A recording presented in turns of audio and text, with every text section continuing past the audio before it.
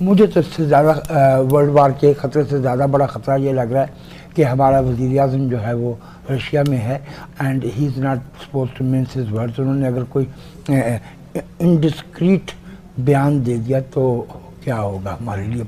Brigadier साहब ने एक बड़ी ज़रूरी बात की कि इमरान खान साहब जहाँ जाते हैं तारीख़ रकम करते हैं, और मेरे आज उसी से मेरे दिमाग में आया वो पराई शादी में दुल्ला दीवाना तो सुना था, लेकिन पराई जंग में जाके टांग अड़ाना ये मैंने कभी नहीं सुना। आपने कोई किरदार अदा नहीं कर सकते वज़ीर आज़म इमरान खान साहब? देखिए, आप फवाद चौधरी वाली बातें ना करें कि इमरान खान साहब आ जाके कोई किरदार अदा करेंगे। पुतिन का इंटरेस्ट ये था कि एक मुल्क का लीडर, एक न्यूक्लियर पावर का लीडर मेरे पास इस वक्त दफ्तर में बैठा है और मैं जंग का ऐलान कर रहा हूं। वो पॉलिटिकल बेनिफिट ले गया इस सारी चीज से, हमारा इकोनॉमिक बेनिफिट पीछे रह गया। हम तो इकोनॉमिक बेनिफिट के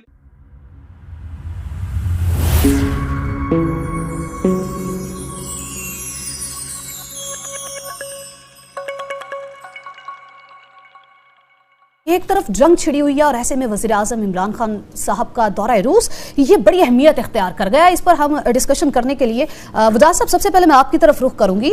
रूसी सदर पुतिन ने सारा प्रेशर एक साइड पर करते हुए, रद्द करते हुए यूक्रेन पर हमला कर दिया है। इसके नतायज क्या मुरतब हो गए?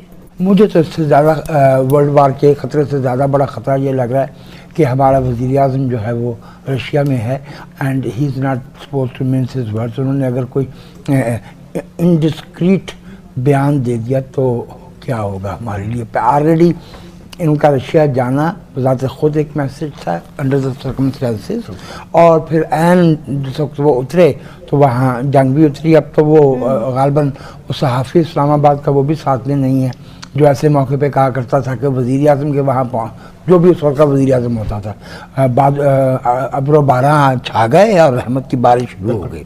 तो मेरे ख्याल में वज़ीर आज़म का ये इल टाइम्ड।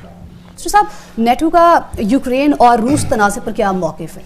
देखिए, that is still to be decided. आज जो G7 मुल्कों ने बयान दिया वो भी आपके सामने है, सैंक्शंस मज़ीद लग गई। उसके बाद जो EU ने बयान दिया वो भी आपके सामने। So everyone is sort of but brigadier साहब ने बड़ी ज़रूरी बात की कि इमरान खान साहब जहाँ जाते हैं तारीख़ रकम करते हैं, और मेरे आज उसी से मेरे दिमाग में आया वो पराई शादी में दुल्ला दीवाना तो सुना था, लेकिन पराई जंग में जाके टांग अड़ाना ये मैंने कभी नहीं सुना।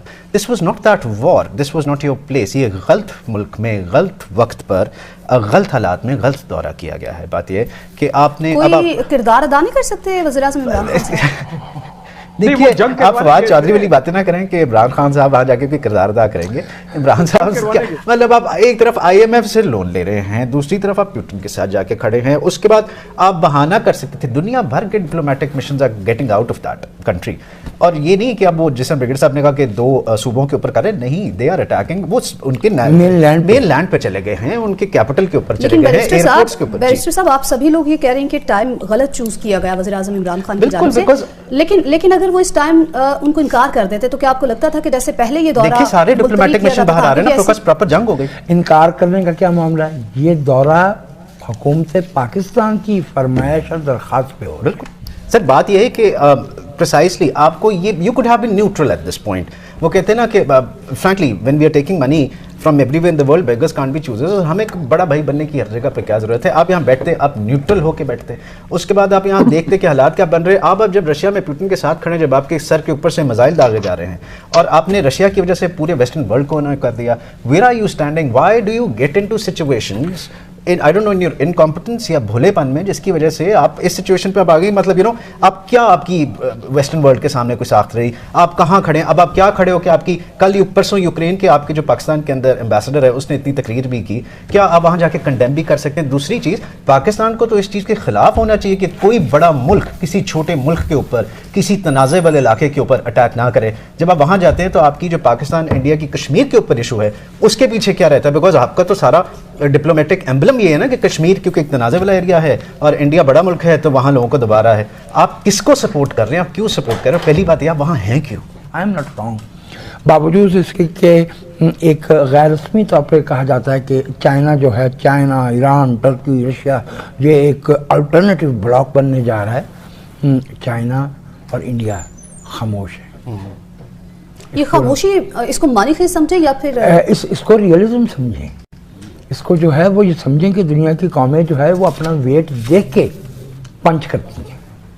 वो इस तरह से नहीं कि मुंह उठा के चल जाएंगी। और अगर अमेरिकन जो है वो वहाँ उन्होंने ये ऐलान किया तो उसका मतलब है कि बुनियादी तौर पर वो सूरत हाल को डिफ्यूज़ कर रहे हैं, और छोटी कौमों को कुर्बान करना बड़ी कौमों के लिए ये कोई नई बात नहीं है। ठीक है, आप बात बहुत होगी है भाई, अभी हम आजाद है अपनी फॉरेन पॉलिसी में, मानते हैं आप IMF में हमें हमारे स्क्रू टाइट करेंगे, मानते हैं एक मिनट ब्रिगेडियर साहब, एक सेकंड सॉरी, हम क्या अफोर्ड करते हैं स्क्रू टाइट कराना अब IMF में? एक मिनट भैया, लेके तो बात सुने, अगर आपका लीडर ईमानदार हो, कौम तैयार हो, तो हर चीज को आप बर्दाश्त कर सकते हैं, कोई ऐसी बात नहीं है।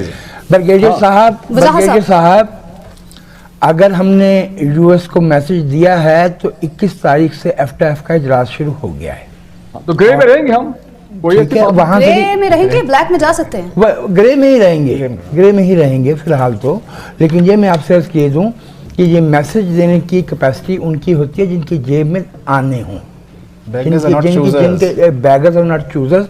और ये मैं हैरान हूँ इस बात पे कि ये ब्राविडो है, ये वजाहत साहब फिर इसको समझना क्या मैसेज। मेरा ये ख्याल है कि हमें इस बात को समझना चाहिए कि हमारा इकोनॉमिक जो स्पेक्ट्रम है वो नैरो है, और हम इस दुनिया में अपनी बातें नहीं मनवा सकते।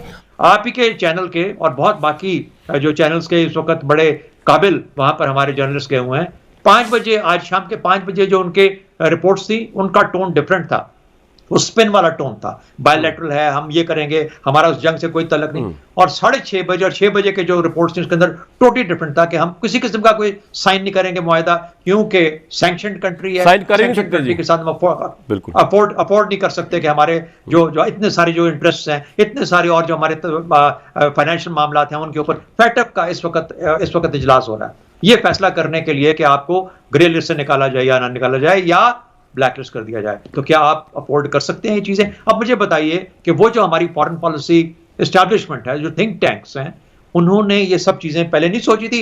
1 हफ्ता हो गया हम सबको शोर मचाते हुए चैनल्स के ऊपर, लेकिन उसको दिफा करने के लिए और स्पिन और ट्विस्ट देने के लिए हमेशा कोई ना कोई एस्टैब्लिशमेंट से आ जाता है। तो मेरा ख्याल है कि the prime minister has been badly advised, बड़ा गलत इल टाइमली विजिट था, इसको पोस्टपोन किया जाना चाहिए था। और बेशक हम रूस के साथ अच्छे तल्लुकात चाहते हैं, लेकिन ये वो वक्त नहीं था जहां पे हमारे वज़ीर आज़म मॉस्को में पुतिन के साथ इस तरह पाए जाते, खड़े हुए नजर आते। हम मुल्क के अंदर करते हैं ना, सियासी तौर पर करें, मुआशी तौर पर करें, लेजिस्लेटिवली करें, तो वो मुल्क के अंदर ही मामला रहते हैं। अगर हमने डिले कर दिए और उसके बाद किसी और वक्त हो जाएंगे, उसका थोड़ा बहुत नुकसान होता है। ये जो फॉरेन पॉलिसी के एरर्स होते हैं ना, ये नस्लें भुगतती हैं, नस्लें इनको बर्दाश्त करती हैं जो फॉरेन पॉलिसी के अंदर गलतियां की जाती हैं। तो ये सब, ये भी बड़ाई होती है, ये पहचान लेना, ये सोच लेना कि ये गलती है या नहीं है। पाकिस्तान के हक में सिर्फ इस वक्त PTI नहीं सोच रही, मैं तो पाकिस्तान के वज़ीर आज़म का जिक्र किया, मैंने तो ये जिक्र किया, मैंने ये कहा कि पता करो किसने धक्का किसने दिया। मेरा अपना ख्याल ये है कि बजाय सफ़े मातम बिछाने के इस वक्त करेक्टिव और रियलिस्टिक एनालिसिस करके ये सोचें कि अच्छा इसमें से किस तरीके से अब हम रिकवरी करेंगे। ऑलरेडी आपके मुल्क के बारे में IMF और FATF और बाकी मामला चाह रहे हैं। आपकी सारी की सारी जो आपकी ट्रेड है वो तो यूरोपियन यूनियन और रूस के साथ एक्सपोर्ट्स होती हैं, अमेरिका के साथ एक्सपोर्ट्स होती हैं। आपके तल्लुकात तो यूक्रेन के साथ ज्यादा है ट्रेड के एज कंपेयर टू रशिया। तो ये होने वाली बातें, इवन अगर नेशनल इंटरेस्ट के पॉइंट ऑफ व्यू देखा जाए तो जब आपकी बात समझाऊं तो इस दौरे को डेफर करना चाहिए था, लेकिन मैं पॉलिटिकल व्यू भी लूंगा, फिर मदद आपके पास आऊंगा। बिल्कुल ठीक से आपका पॉइंट ये आ गया। दूसरी मुझे जी देखिए जी शहजाद साहब, मैं कह रहा हूं हम 30 साल से लगे हुए हैं रूस के पीछे तल्लुकात बनाने के लिए। हर मर्तबा रूस ये कहता है कि चूंकि उसके भारत के साथ बहुत करीबी तल्लुकात हैं और वो बिजनेस जो है 70-80% उसकी इन्वेंट्री है रशियन वेपन्स की, उसके ऊपर अपनी बिजनेस खराब नहीं कर सकता, इसलिए पाकिस्तान के साथ खुल के उसने मिलिट्री रिलेशनशिप कभी स्टैब्लिश ही नहीं कर पाया आज तक। और अब भी हर चीज को सामने रखना, अब भी अगर कोई बात तय हुई होगी तो नहीं बचाना। बिल्कुल। पिछले 1 हफ्ते से पाकिस्तान के पूरे मीडिया के अंदर एक बहुत आवाज जो खुल के सामने आई है कि प्राइम मिनिस्टर इमरान खान को अपने रूस के दौरे के बारे में रिकंसिडर और रिव्यू करना चाहिए। इसका दिफा कहां से आता है? इसका दिफा या गवर्नमेंट के अंदर से आता है या फॉरेन पॉलिसी एस्टैब्लिशमेंट के अंदर से आता है। ये और कहीं से इसका दिफा नहीं आ रहा, और दिफा वही है कि ये बायलैटरल है, इसके अंदर पाकिस्तान के फवायद हैं, लॉन्ग टर्म फवायद। लेकिन देखिए फवायद क्या है कि इस वक्त हम बैठे हैं, हमने अपना नाम भी खराब किया, हम वहां पे सब दुनिया की बुरा भला भी सह लिया, लेकिन हम वहां पे कुछ हासिल कर नहीं पाए, कुछ साइन नहीं कर पाए, कोई MOU साइन नहीं कर पाए। वहां पे सैंक्शंस के हमारे ऊपर थ्रेट है, हम अगर सैंक्शन ऊपर कुछ साइन करते हैं तो उधर दूसरी मुल्क में दूसरी दुनिया में जाके फंस जाते हैं। बार सूरत दूसरी बात, एक और चीज हमें ख्याल रखनी है कि हम तो कैंप पॉलिटिक्स के खिलाफ थे। अभी तो हमने नेशनल सिक्योरिटी पॉलिसी का ऐलान किया और कितने तम तराक से किया। हमने कहा कि हमारी जो जियो इकोनॉमिक्स है, this is going to lead, geopolitics पीछे हट गई। पुतिन का क्या इंटरेस्ट था? पुतिन का इंटरेस्ट ये था कि एक मुल्क का लीडर, एक न्यूक्लियर पावर का लीडर मेरे पास इस वक्त दफ्तर में बैठा है और मैं जंग का ऐलान कर रहा हूं, वो पॉलिटिकल बेनिफिट ले गया इस सारी चीज से, हमारा इकोनॉमिक बेनिफिट पीछे रह गया। हम तो इकोनॉमिक बेनिफिट के लिए गए थे ना रूस में। जी मजेदार बात यह है कि हम चाइना के कैंप में भी तो नहीं जाना चाहते ना। हमने तो डिक्लेयर किया है कि हम किसी कैंप के मेंबर नहीं है। तो अगर हम चीन के कैंप पे नजर आएंगे और चीन हमारी पॉलिसी ड्राइव करेगा, चीन हमें बताएगा कि आप फलाने से मिलो और फलाने से ना मिलो, तो फिर हम क्या करेंगे? यानी फिर तो हम तो किसी और के गिरवी रख दिए गए। हम इसी से तो आजादी हासिल करने के लिए अमेरिका जैसे कैंपों से दूरी हासिल करना